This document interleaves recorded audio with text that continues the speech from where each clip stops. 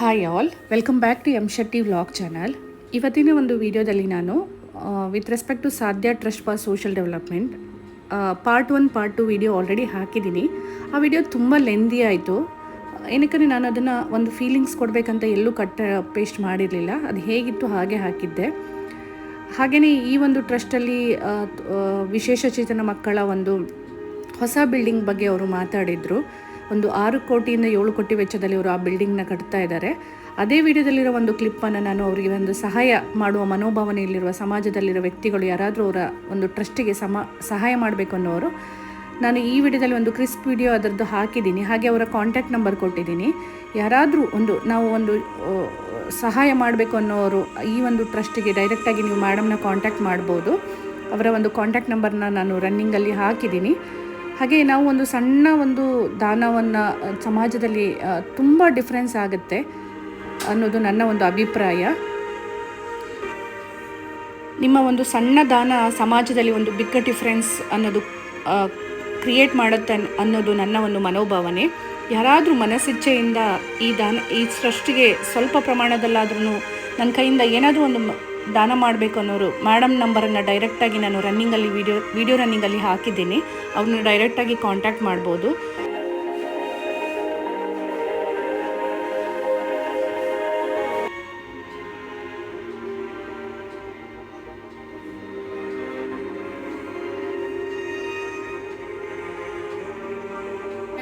TV surveillance ಇರುತ್ತೆ.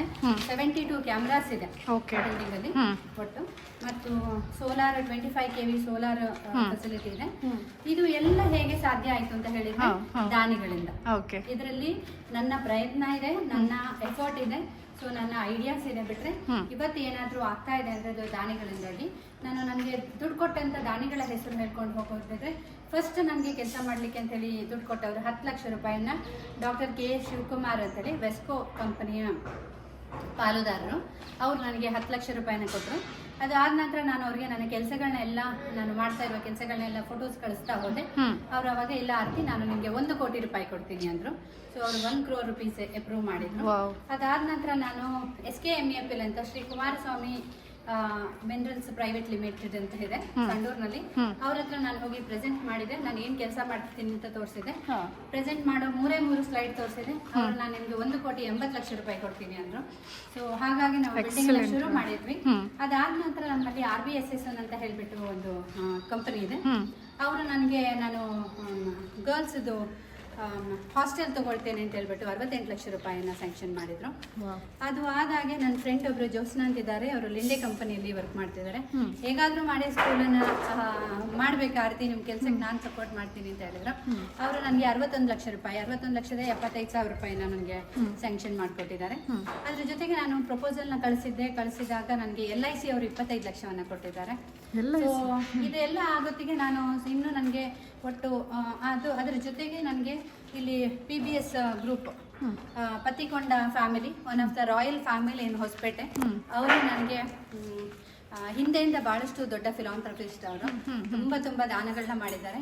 ಅವರಲ್ಲಿ ಅವರ ಮೊಮ್ಮಗ ಸಂತೋಷ್ ನಾಗ್ ಪತ್ತಿಕೊಂಡ ಅಂತಿದ್ದಾರೆ. ಅವರು ನನಗೆ ಅವರ ಅಪ್ಪನ ನೆನಪಿನ ಅರ್ಥ ಅವರು 13 ಲಕ್ಷವನ್ನ ಕೊಟ್ಟರು.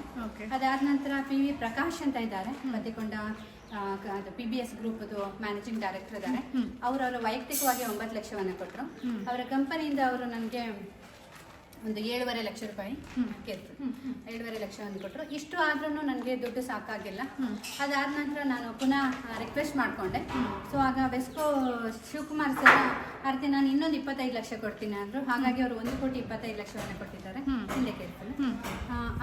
ಅದರ ಜೊತೆಗೆ ನನಗೆ ರವಿ ಕೃಷ್ಣಮೂರ್ತಿ ಅಂತ ಹೇಳಿಬಿಟ್ಟು ಡೋನಾರ್ ಯಾರಿದ್ದಾರೆ, ಹಿಂದೆ ನನಗೆ ಪಬ್ಲಿಕ್ TV ಪ್ರೋಗ್ರಾಮಲ್ಲಿ ಅವರು ಅವರ ಸ್ನೇಹಿತರ ಹತ್ರ ಹೇಳಿದರು. ಅವರು ರೀಗ್ರೀನ್ ಎನರ್ಜಿ ಅಂತ ಹೇಳಿ ಒಂದು ಪೂನಾ ಬೇಸ್ಡ್ ಕಂಪನಿ, ಸಾರಿ ಕಂಪನಿ ಹೆಸರು ನನಗೆ ಸ್ವಲ್ಪ ಮಿಸ್ಟೇಕ್ ಆಗ್ತಿದೆ, ರೀಗ್ರೀನ್ ಇದೆ. ಅವ್ರು 25 ಲಕ್ಷವನ್ನ ಕೊಟ್ಟರು. ಸೊ ಅದು ಆದ ಹಾಗೆ ನನಗೆ ಕೆಲವು ಪೇರೆಂಟ್ಸ್ 1 ಲಕ್ಷ ರೂಪಾಯಿ 25,000 ಈ ತರದ ಡೊನೇಷನ್ಸ್ ಕೊಟ್ಟರು. ಇನ್ನೊಬ್ರು ಪೇರೆಂಟ್ ನನಗೆ 5 ಲಕ್ಷ ರೂಪಾಯಿ ಕೊಡ್ತೀನಿ ಅಂತ ಹೇಳಿದ್ದಾರೆ. ಸೊ ಹಾಗಾಗಿ ನಾನು ಸುಮಾರು ಒಂದು 6 ಕೋಟಿ ರೂಪಾಯಿಯಷ್ಟು ನಾನು ಈ ಇದಕ್ಕೆ ಫಂಡ್ ರೈಸ್ ಮಾಡ್ಲಿಕ್ಕಾಯ್ತು.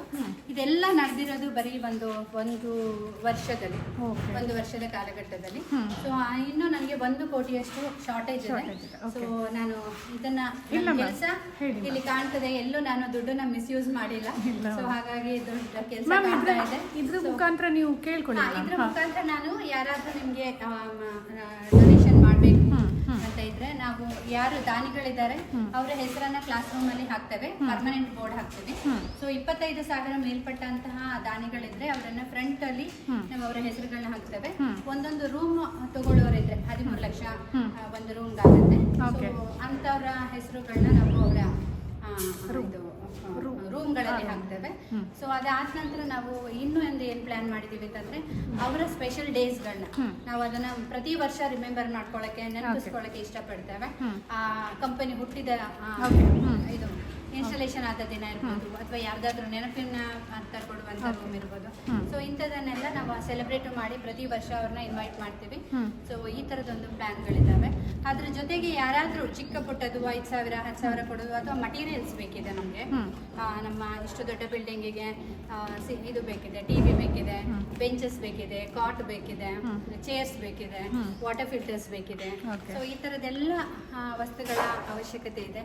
ಸೊ ಯಾರಾದ್ರೂ ದಾನಿಗಳೇನು 1 ಕೋಟಿ ರೂಪಾಯಿ ಅಷ್ಟು, ಮ್ಯಾಮ್ ನೀವು 1 ಕೋಟಿ ಕೇಳ್ತಿದ್ದೀರಾ, ಇದಕ್ಕೆ ತುಂಬಾ ದಾನಿ, ಅದು ತುಂಬಾ ಜನ ನಿಮ್ಗೆ ಫ್ಲೋ ಇದು ಅಷ್ಟು ಇದಿದೆ. ಜಾಸ್ತಿ ಏನೋ ದುಡ್ಡು ಬೇಡ. ಈ ಸ್ಕೂಲ್ ಮಾಡ್ಲಿಕ್ಕೆ ಬಿಲ್ಡಿಂಗ್ ಕಂಪ್ಲೀಟ್ ಆಗಿ ನನ್ನ ಒಂದೇ ಒಂದು ಆಸೆ ಹೇಗೆ ಅಂದರೆ, ನಾನು ನನ್ನ ಮಕ್ಕಳನ್ನ ಎಷ್ಟು ಚೆನ್ನಾಗಿ ಸ್ಕೂಲಿಗೆ ಕಳಿಸಿದ್ದೇನೆ, ಅದೇ ರೀತಿ ನನ್ನ ಸ್ಪೆಷಲ್ ಮಕ್ಕಳಿಗೂ ಕೂಡ ಒಳ್ಳೆಯಾದ ಫೆಸಿಲಿಟೀಸ್ ಇರಬೇಕು, ಸ್ಕೂಲ್ ಇರಬೇಕು. ಅವ್ರ ಪೇರೆಂಟ್ಸಿಗೂ ಫೀಲ್ ಆಗಬಾರ್ದು, ಅಯ್ಯೋ ಎಂಥ ಸ್ಕೂಲಿಗೆ ಕಳಿಸ್ತಾ ಇದ್ದೀವಿ ಅಂತೇಳಿ. ಅದ್ರ ಜೊತೆಗೆ ಅವರು ಸಮಾಜದ ಮುಖ್ಯವಾಹಿನಿಗೆ ಬರಬೇಕು. ಇದಷ್ಟೇ ನನ್ನ ಉದ್ದೇಶ ಆಗಿತ್ತು. ಇದೆಲ್ಲ ಸಾಕಾರ ಆಗತ್ತೆ ಅಂತ ಅನ್ಕೊಂಡಿದ್ದೇನೆ. ಇಷ್ಟು ಒಂದು ವರ್ಷ ಮ್ಯಾಮ್, ಒಂದು ವರ್ಷದಲ್ಲಿ ಇಷ್ಟೆಲ್ಲ ಆಗಿದೆ ಅಂದರೆ ನೋಡಿ, ನೀವು ಜುಲೈಯಲ್ಲಿ ಇದನ್ನ ಓಪನಿಂಗ್ ಸೆರೆಮನಿ ಮಾಡ್ಬೇಕು ಅಂದ್ಕೊಂಡಿದ್ದೀರಾ. ನಿಮಗೆಲ್ಲ ದೇವರ ಅನುಗ್ರಹ ಕಂಪ್ಲೀಟಾಗಿ ಸಿಗುತ್ತೆ ಅಂತ ನಾನು ದೇವ್ರ ಹತ್ರ ಪ್ರಾರ್ಥನೆ ಮಾಡ್ಕೊತೀನಿ. Ma'am continuation. Thank you so much. ಅದು ಆಗತ್ತೆ ಅಂತ ಹೇಳಿ ನಾನು ನಂಬಿದ್ದೇನೆ. ಯಾಕಂತಂದರೆ ಇದು ಮಾನವೀಯತೆಯ ಮೂಲಕ ಮಾಡುವಂಥ ಕೆಲಸ. ಯಾರಿಗೂ ನಾನು ಫ್ರಾಡ್ ಮಾಡ್ತಿದ್ದೀನಿ ಮತ್ತೊಂದು ಅಂತ ಹೇಳೋಕ್ಕಾಗಲ್ಲ. ಯಾಕಂದರೆ ನಾನು ಆ ಥರ ಏನಾದರೂ ಮಾಡ್ತಾ ಇದ್ದಿದ್ರೆ ಇಷ್ಟು ಡೆವಲಪ್ಮೆಂಟ್ ಮಾಡ್ಲಿಕ್ಕೆ ಆಗ್ತಾ ಇರಲಿಲ್ಲ. ಏನು ದಾನಿಗಳು ಕೊಡ್ತಾರೆ ಆ ದುಡ್ಡು ಸದ್ಬಳಕೆ ಆಗ್ತಾ ಇದೆ. ಸದ್ಬಳಕೆ ಮಾಡೋದಷ್ಟೇ ನನ್ನ ಕರ್ತವ್ಯ. ಸೊ ಹಾಗಾಗಿ ನೀವು ಕೊಟ್ಟ ಹಣ ಇಲ್ಲಿದೆ. ಇದು ನೀವು ಸಂಸ್ಥೆ ಎಲ್ಲಿ ತನಕ ಇರುತ್ತೆ, ಈ ಬಿಲ್ಡಿಂಗ್ ಎಲ್ಲಿ ತನಕ ಇರುತ್ತೆ, ಅಲ್ಲಿ ತನಕ ಮುಂದುವರಿಯುತ್ತೆ. ಸೆಕೆಂಡ್ ಲೈನ್ ಲೀಡರ್ ಕೂಡ ಡೆವಲಪ್ ಮಾಡ್ತಾ ಇದ್ದೀವಿ. ಸೊ ನಾನು ಇಲ್ಲದಿದ್ರೂ ಈ ಸಂಸ್ಥೆ ಬೆಳಿಬೇಕು. ಮುಂದಿನ ದಿನಗಳಲ್ಲಿ ವಿಶೇಷ ಚೇತನ ಮಕ್ಕಳಿಗೆ ಅದು ಹೆಲ್ಪ್ ಆಗಬೇಕು. ಮತ್ತು ದಾನಿಗಳು ಯಾರಿದ್ದಾರೆ ಅವರಿಗೂ ಒಂದು ರೆಕಗ್ನಿಷನ್ ಆಗಬೇಕು. ಯಾಕಂತ ಹೇಳಿದ್ರೆ ಸಾವಿರಾರು ಜನ ಅಧಿಕಾರಿಗಳು, ರಾಜಕಾರಣಿಗಳು, ಮತ್ತೆ ಹೈ ನೆಟ್ವರ್ಕ್ ಪೀಪಲ್ ಅಂತ ಏನು ಹೇಳ್ತಾರೆ, ಸಿನಿಮಾ ಸ್ಟಾರ್ಗಳು, ಇವರೆಲ್ಲ ಈ ಇದಕ್ಕೆ ಬರ್ತಾ ಇರ್ತಾರೆ. ಯಾಕಂತಂದ್ರೆ ಇದೊಂದು ವಿಶೇಷ ಶಾಲೆ. ಮತ್ತೆ ನನಗೆ ಒಂದು ಹೆಮ್ಮೆ ಇದೆ. ನಾನು ಹೇಳ್ತಾ ಇದ್ದೆ, ನಂದು ಕರ್ಮಭೂಮಿ ಬಳ್ಳಾರಿ ಜಿಲ್ಲೆ, ಅಖಂಡ ಬಳ್ಳಾರಿ ಜಿಲ್ಲೆ, ಇವಾಗ ವಿಜಯನಗರ ಜಿಲ್ಲೆ ಆಗಿದೆ. ನಾನು ಕೆಲಸ ಶುರು ಮಾಡಿದ್ದೇನೆ. ಮೂಲತಃ ಮಡಿಕೇರಿಯವಳಾದರೂ ನಾನು ಇಲ್ಲಿ ಬಿಟ್ಟು ಹೋದ್ರೂ ನಾನು ಹಾಕಿದ ಒಂದು ಇದಿರತ್ತೆ.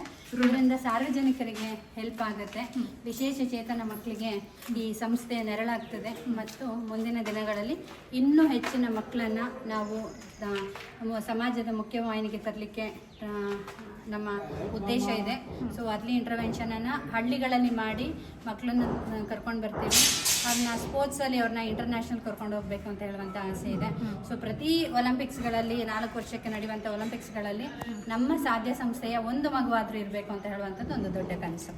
ಮ್ಯಾಮ್, ನಿಮ್ಮ ಒಂದು ಇದು ಹೊಸಪೇಟೆ ಜಿಲ್ಲೆಯಲ್ಲಿ ಇದೆ. ಇವಾಗ ಹೊಸಪೇಟೆ ಬಿಟ್ಟು ನಾನು ಕೇಳ್ತಾ ಇರೋದು, ಇವಾಗ ಈ ವಿಡಿಯೋನ ಎಲ್ಲ ಒಂದು ಕಾರ್ನರ್ ಆಫ್ ಕಂಟ್ರಿ ಅವರ ಸ್ಟೇಟಲ್ಲಿ ನೋಡ್ತಿರ್ಬೋದು. ಅಲ್ಲಿಂದ ಬೇರೆ ಒಂದು ಡಿಸ್ಟಿಕ್ಕಿಂದ ಇಲ್ಲಿ ಬರಬೇಕು ಅನ್ನೋರು, ಹಾಗೆಯೇ ಬೇರೆ ಒಂದು ಡಿಸ್ಟಿಕಲ್ಲಿ ಈ ಥರ ಒಂದು ದಾನಿಗಳಾಗಿರ್ಬೋದು, ಒಂದು ಪ್ಲ್ಯಾನ್ ಇಲ್ಲ ನಮ್ಮ ಜಿಲ್ಲೆಯಲ್ಲೂ ಸಹ ಈ ಥರ ಒಂದು ಬಿಲ್ಡಿಂಗ್ ಇರಬೇಕು ಈ ಥರ ಅಂದರೆ ನೀವು ಅದಕ್ಕೆ ಯಾವ ರೀತಿ ಸಪೋರ್ಟ್ ಕೊಡ್ತೀರಾ ಮ್ಯಾಮ್? ನಾನು ಆ್ಯಕ್ಚುಲಿ ಅಲ್ಲಿ ಸುಮಾರು ಜಿಲ್ಲೆಗಳಲ್ಲಿ ಸ್ಕೂಲ್ ಇದೆ. ಬಟ್ ಇವಾಗ ನಾವು ಇಲ್ಲಿ ಇಷ್ಟು ದೊಡ್ಡ ಬಿಲ್ಡಿಂಗನ್ನು ನಾನು ಎಲ್ಲ ಜಿಲ್ಲೆಗಳಲ್ಲಿ ಮಾಡ್ತೀನಿ ಅಂತ ಹೇಳೋಕ್ಕಾಗಲ್ಲ. ಯಾಕಂದರೆ ಕ್ವಾಲಿಟಿ ಮಿಸ್ ಆಗಬಾರ್ದು. ಇಲ್ಲಿ ಆದಷ್ಟು ನಾವು ಒಂದು 500 ಮಕ್ಕಳಿಗೆ ತರಬೇತಿಯನ್ನು ಕೊಡಬೇಕು ಅಂತಿದ್ದೀವಿ, ಕ್ವಾಲಿಟಿ ಟ್ರೈನಿಂಗನ್ನು ಕೊಡಬೇಕು ಅಂತ ಇದ್ದೇವೆ. ಸೊ ಬೇರೆ ಬೇರೆ ಜಿಲ್ಲೆಗಳಲ್ಲಿ ಯಾರಿಗಾದರೂ ಅವ್ರಿಗೇನಾದರೂ ಟ್ರೈನಿಂಗ್ ಬೇಕು ಅಥವಾ ಅವ್ರಿಗೆ ಏನಾದರೂ ಹೆಲ್ಪ್ ಬೇಕು ಅಂತ ಹೇಳಿದರೆ ನಾನು ಅದನ್ನು ಅವರಿಗೆ ಹೇಳ್ಕೊಡ್ಲಿಕ್ಕೆ ರೆಡಿ ಇದ್ದೇನೆ. ಮತ್ತು ಅರ್ಲಿ ಇಂಟರ್ವೆನ್ಷನ್ ಏನಾದರೂ ಬೇರೆ ಬೇರೆ ಜಿಲ್ಲೆಗಳಲ್ಲಿ ಯಾರಾದರೂ ಕಾರ್ಪೊರೇಟ್ ಸೆಕ್ಟರಿಂದ ದಾನಿಗಳು ಬಂದು ಮಾಡಬೇಕು ಅಂತ ಹೇಳಿದರೆ ನಾವು ಅದನ್ನು ಟೈಅಪ್ ಹಾಕ್ಕೊಂಡು ಅವ್ರ ಜೊತೆ ಮಾಡಲಿಕ್ಕೂ ರೆಡಿ ಇದ್ದಾವೆ. ಸೊ ಒಂದೇ ಉದ್ದೇಶ, ಎಷ್ಟು ಬೇಗ ಮಕ್ಕಳನ್ನು ವಿಶೇಷ ಶಾಲೆಗೆ ಕಳಿಸ್ತೀರಿ ಅಥವಾ ಅರ್ಲಿ ಇಂಟರ್ವೆನ್ಷನ್ ಮಾಡ್ತೀರಿ, ಥೆರಪೀಸ್ ಮಾಡ್ತೀರಿ, ಅಷ್ಟು ನಿಮಗೆ ಅವರನ್ನು ಮೇನ್ ಸ್ಟ್ರೀಮ್ ಸ್ಕೂಲಿಗೆ ಪುಷ್ ಮಾಡಲಿಕ್ಕೆ ಈಸಿ ಆಗುತ್ತೆ. ಮ್ಯಾಮ್ ಕೊನೆಯದಾಗಿ ಒಂದು ಅಪಾರ್ಟ್ ಫ್ರಮ್ ದ ಬಿಲ್ಡಿಂಗ್ ನೀವು ನಿಮ್ಮದೊಂದು ಸಾಧ್ಯ ಒಂದು ನಿಮಿಷ ಸಾಧ್ಯ ಸಂಸ್ಥೆ ಇವಾಗ ಸ್ಟೇಟ್ ಅವಾರ್ಡ್ ತಗೊಂಡಿದೆ. Ma'am that award and achievements please.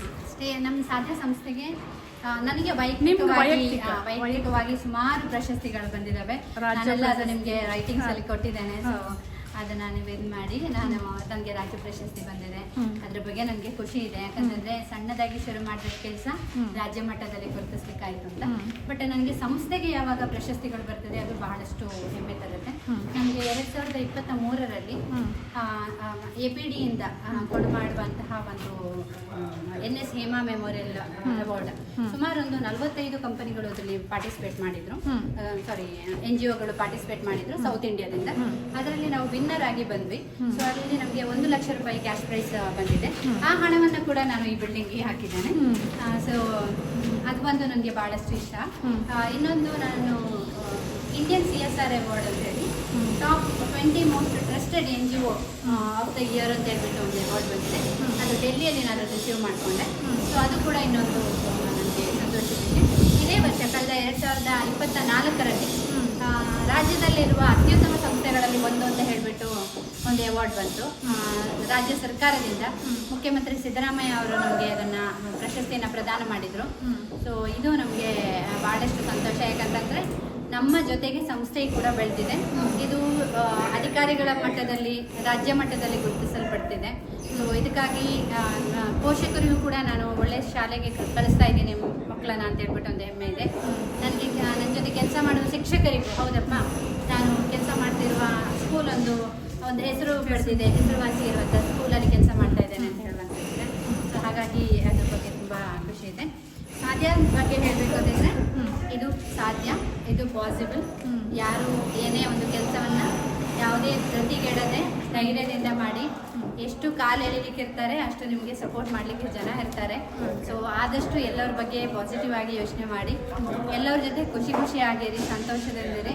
ಏನೇ ಸಮಸ್ಯೆಗಳಿದ್ರೂ ನಮ್ಮೊಳಗೆ ಇರಲಿ, ಹೊರಗೆ ಬಂದಾಗ ನಾವು ಚೆನ್ನಾಗಿ ಎಲ್ಲರ ಜೊತೆ ಚೆನ್ನಾಗಿರೋಣ ಅಂತ ಹೇಳುವಂಥದ್ದು ಹೇಳ್ತಾ, ನೀವು ನಮ್ಮ ಜೊತೆ ನಮ್ಮನ್ನು ವಿಡಿಯೋ ಮಾಡೋದಿರ್ಬೋದು ಅಥವಾ ನಮ್ಮ ಬಗ್ಗೆ ನೀವು ಅವೇರ್ನೆಸ್ ಮೂಡಿಸಬೇಕು, ಈ ಥರದ ಒಂದು ಸಂಸ್ಥೆ ಅಪರೂಪಕ್ಕೆ ಇರ್ತದೆ, ಇದರಲ್ಲಿ ತುಂಬ ಮಕ್ಕಳಿಗೆ ಸಹಾಯ ಆಗ್ಬೋದು ಅಂತ ಹೇಳುವಂಥ ನಿಮ್ಮ ಉದ್ದೇಶ ಕೂಡ ಈಡೇರಲಿ.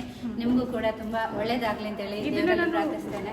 ಓಕೆ ಮ್ಯಾಮ್, ಇದನ್ನು ನಾನು ಈ ಮುಖಾಂತರ ಏನು ಕೇಳ್ಕೊತೀನಿ ಅಂದರೆ, ಪ್ರತಿಯೊಂದು ಈ ವಿಡಿಯೋನ ಎಲ್ಲೂ ಸ್ಕಿಪ್ ಮಾಡಿದೆ, ಇವರ ಪ್ರತಿಯೊಂದು ವರ್ಡ್ಸಲ್ಲಿ ನೀವು ನೋಡಿ ನ್ಯಾಚುರಲಿಟಿ ಇದೆ, ಎಲ್ಲೂ ನೋಡಿಕೊಂಡು ನಿಮಗೆ ಅನಿಸುತ್ತೆ ಒನ್ ಟೈಮ್ ವಿಸಿಟ್ ಮಾಡಿ. ನೀವೇನು ಕೊಡಬೇಕು ಮಾಡಬೇಕು ಅಂತಿಲ್ಲ, ಆದರೆ ನಿಮಗೆ ಒಂದು ಟೈಮ್ ಇಲ್ಲಿ ವಿಸಿಟ್ ಮಾಡಿ, ಆವಾಗಲೇ ನಿಮಗೆ ಕೊಡೋ ಫೀಲು, ನಿಮಗೆ ಮನಸ್ಥಿತಿ ಚೇಂಜ್ ಆಗುತ್ತೆ. ನಿಮಗೆ ಕೈಯಲ್ಲಿ ಇರ್ಬೋದು ಇಲ್ಲದೆ ಇರ್ಬೋದು, ಇಲ್ಲಿ ಒಂದು ಟೈಮ್ ವಿಸಿಟ್ ಮಾಡಿ, ಆವಾಗಲೇ ನಿಮಗೆ ಫೀಲ್ ಆಗುತ್ತೆ ಅನ್ನೋದು ನನ್ನ ಒಂದು ಭಾವನೆ. ನೀವು ಮರೆಯದೇ ಆಗಬೇಕು, ಇಲ್ಲಿ ಬಂದು ಒಂದು ಟೈಮು ಈ ಟ್ರಸ್ಟ್ನ ಮೀಟ್ ಆಗಬೇಕು, ವಿಸಿಟ್ ಆಗಬೇಕು. ಮ್ಯಾಮ್ ಅದಂತೂ ಮಾತಾಡಿದ್ರೆ ನಿಮಗೆ ಹಾನೆಸ್ಟ್ಲಿ, ನಾನು ಹೇಳಿದ್ದೆ ಬೆಳಗ್ಗೆ ತಿಂಡಿ ತಿನ್ಕೊಂಬಂದಿಲ್ಲ ಅಂತ ಹೇಳಿ, ಅವ್ರು ನನಗೋಸ್ಕರ ಅಡುಗೆ ಮಾಡಿ ಮನೇಲಿ ಕರ್ಕೊಂಡೋಗಿ ತಿನ್ನಿಸಿದ್ದಾರೆ. ನಾನು ಹೇಳೋದು, ನಾನು ಏನು ಒಂದು ಕಾಮನರ್ ಅಂದರೆ ಕಾಮನರ್ ವ್ಯಕ್ತಿ, ಅವ್ರಿಗೇನಿರಲಿಲ್ಲ, ಅವ್ರಿಗಿಷ್ಟು ಟೈಮ್ ಕೊಡಬೇಕು ಅಂತ ಏನಿಲ್ಲ. ಇನ್ನೊಂದು ನನ್ನ ಚಾನಲ್ ಸ್ಟಾರ್ಟ್ ಆಗಿ ಒಂದು 20 ಡೇಸ್ ಆಗಿದೆ. ಅವರು ಸುಮ್ಮನೆ ಕಟ್ ಮಾಡ್ಬೋದಿತ್ತು.